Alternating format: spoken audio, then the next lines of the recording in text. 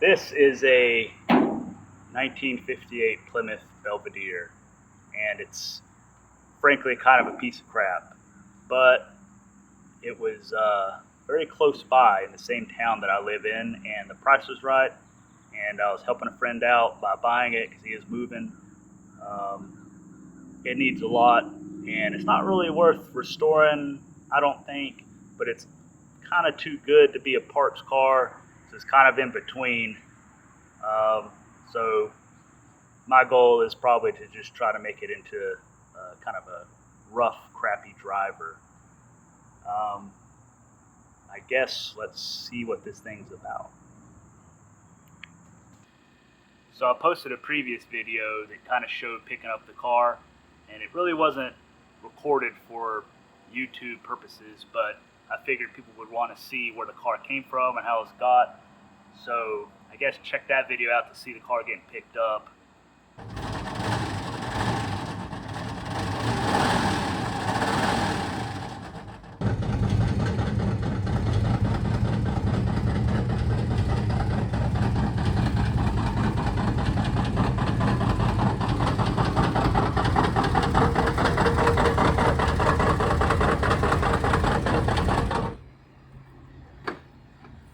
I don't think there's any transmission fluid.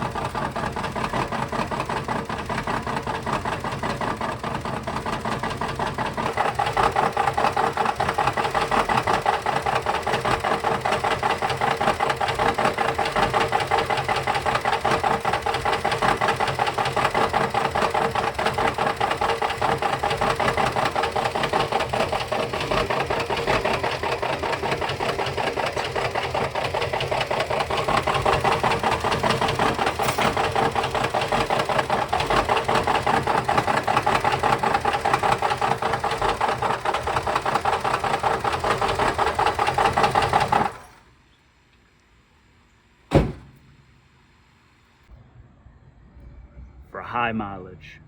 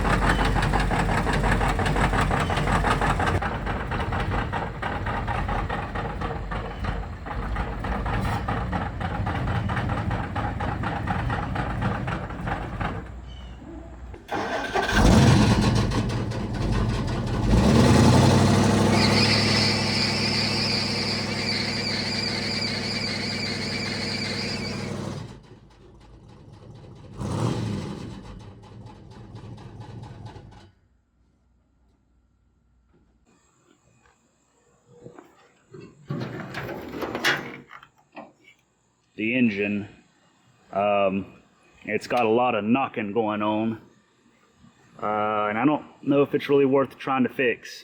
I got a lot of engines sitting around, so probably just going to swap it out. This is not even original to this car because it was originally a 6-cylinder, and over the course of a decade, a lot of things have changed. You can see that it originally was turquoise, and of course it got painted red. But I think this engine's actually out of a 57 Plymouth, so it's a 301 instead of what would have been in here from the factory, a 318. Anyways, a lot of this stuff don't even work. The power steering doesn't have a belt. The power brakes don't really work. Of course, all that stuff was added, so that's probably why it don't work. And it did have a disc brake kit put in, but it kind of don't really work too well either.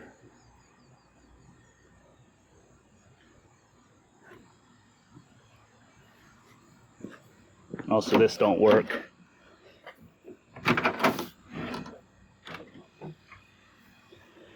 And the interior was redone, and it's kind of falling apart. And yeah, it's got like house carpet and such.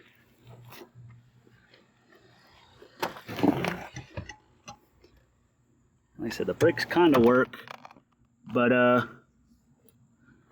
noticed when I first was messing with the car, the pin that connects the master cylinder is just kind of hanging there, so it might eventually fall off and then you lose your brakes.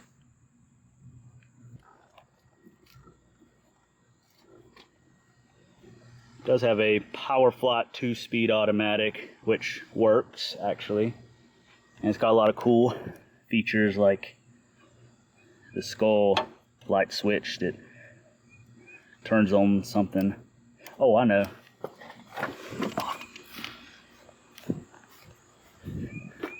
Turns on the red halo lights. Almost forgot about that. Oh, and the grill glow.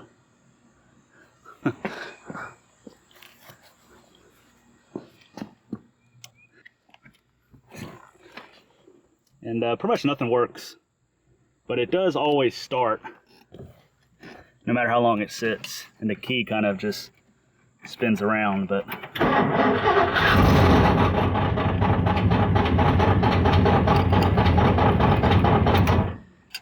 for as crappy as the motor sounds, it actually always cranks up and runs, and it hasn't blown up yet.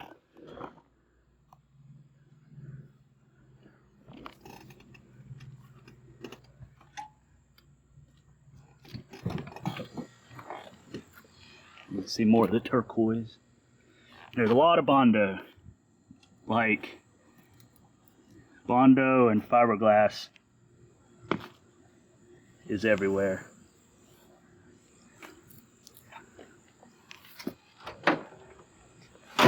Like this.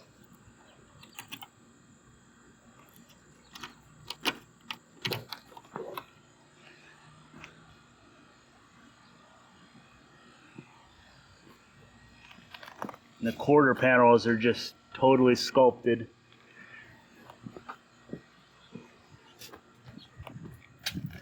This one is really nice. It's literally totally fiberglass and Bondo, and doesn't even match the other side.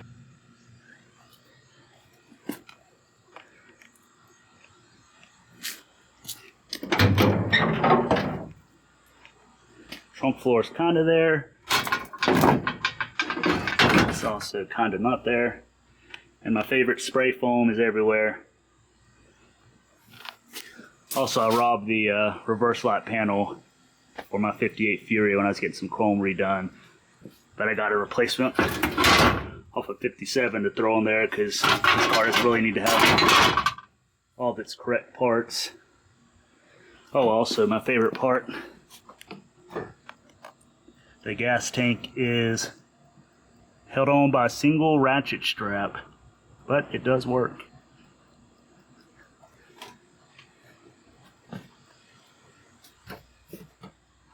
rusty. All the fiberglass, patch panels. It's rough.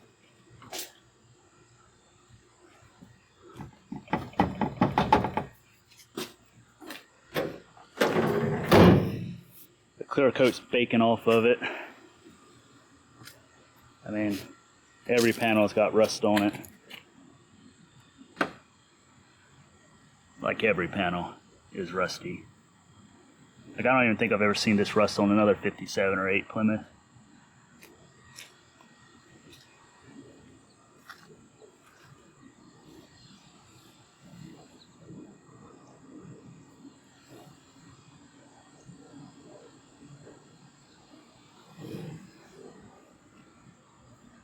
It's got some old Remington Cushion Air bias-ply tires on it, and the passenger side one's pretty much been burnt to a baby's butt from all the burnouts that the previous owners did. Some more of that nice crusties. It's just really rusty. No, that's not a bird's nest. That is fiberglass mat that they were using in the skillful repair of the quarters.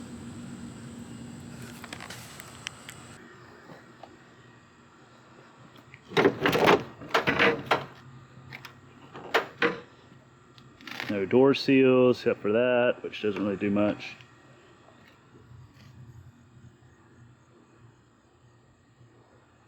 Like I said, pretty rough. Almost only really worth for parts, but like I said, almost too good for parts. Because it does run and drive and stop, and it's mostly complete. And actually the entire floorboard was replaced in this car, so I was expecting it to be just totally gone. But it's actually all there. Factory floorboards were welded in a long time ago. Interior's kind of toast.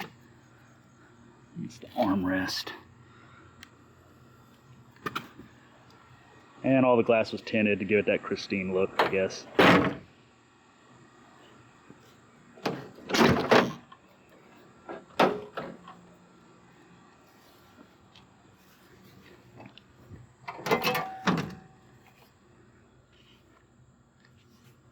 A bonus owner's manual.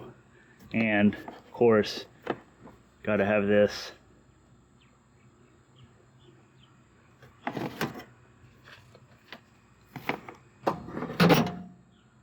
But yeah, that kind of sums it up.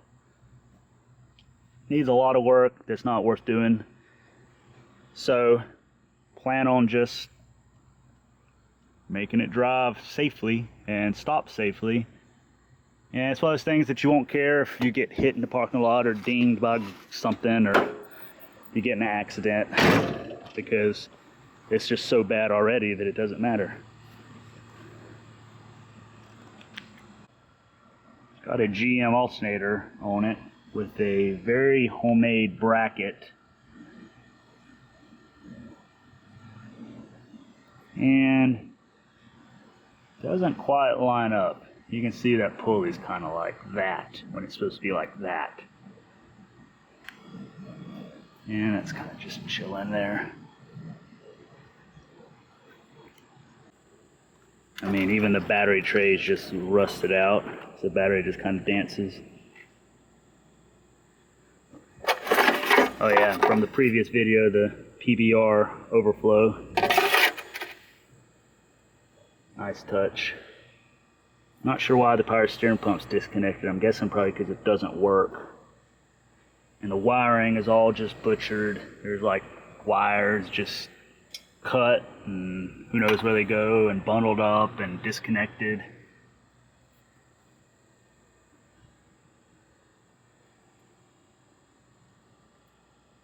Now the guy I got this car from, he didn't really have to do anything to it. He just started driving it. He drove the crap out of the car.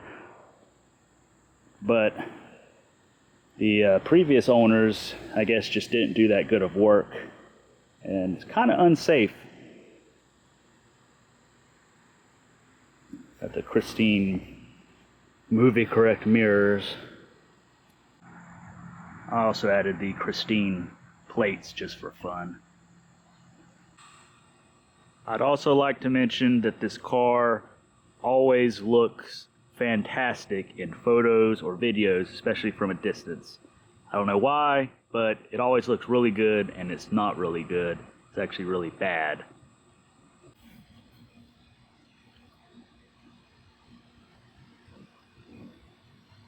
Not nice.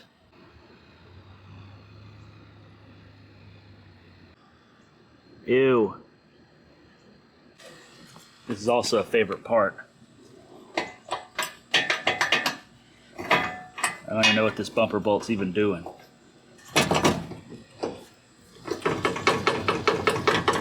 Nothing.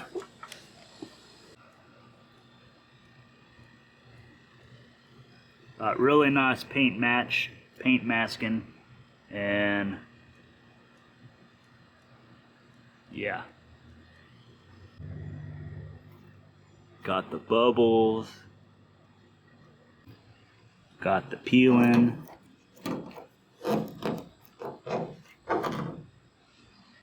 Do they still make this shade of red? I hope, because it's all peeling off the car. Yes, I also know that Christine is supposed to be a Fury, and this car's a Belvedere, but there were no red 58 Furies anyway, so it doesn't really matter. People are still going to just say it's Christine. Don't matter, because it's red. Also, every late 50s MoPar product is automatically a Christine, but this one's actually a Christine. So yes, I know this is a 4-door sedan, and for all the movie experts out there, they're going to say, oh no, Christine was a 2-door hardtop. But then all the book experts are going to say, oh no, but Christine was a 4-door in the book. But in reality, nobody really cares, because anyone that sees the car, it doesn't even have to be red, it doesn't even have to be a Plymouth. As long as it's got fins on it, they're going to say it's a Christine, or a Kristen, or a Christian, or any other number of names that they say, trying to say Christine. But this one's actually red, but it wasn't red originally, so Kristen.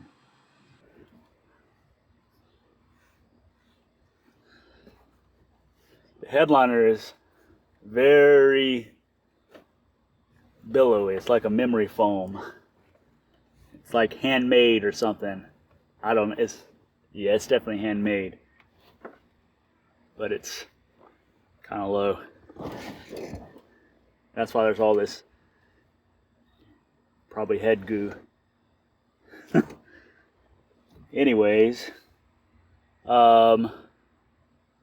plan for this car is to try and get it ready to drive during Halloween for spooky Christine driving around scaring people, I guess. Hopefully it's able to be accomplished. It's going to need a new engine first off, and probably the brakes made actually safe. They work, but they just work, but probably not in the best way. Also, the parking brake doesn't work, so you have to use a block to keep the car from rolling away, because these cars don't have a park gear. So normally that would be park, but it's not hooked up to anything. And there's also all these wires wire nutted together. You're not supposed to use house wire nuts in your car. Like, that's just not a thing, but people do it all the time.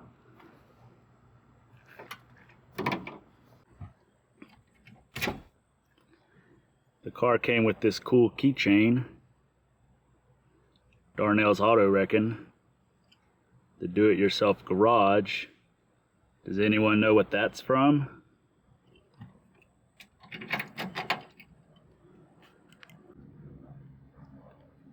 The headliner definitely leaves much to be desired. It's kind of coming out in the back. It's all water stained and black and nasty. And I don't know why it's so memory foamy. And there's like some stains coming through, probably from the mice living in it. I'm gonna have to rip this out, that's for sure. Almost didn't notice the bad boy speaker down there on the kick panel. But I guess the radio got stolen. I don't know.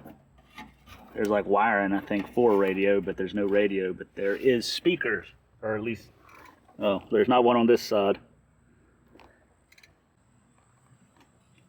52,000 miles, more like 152,000 miles. Christine.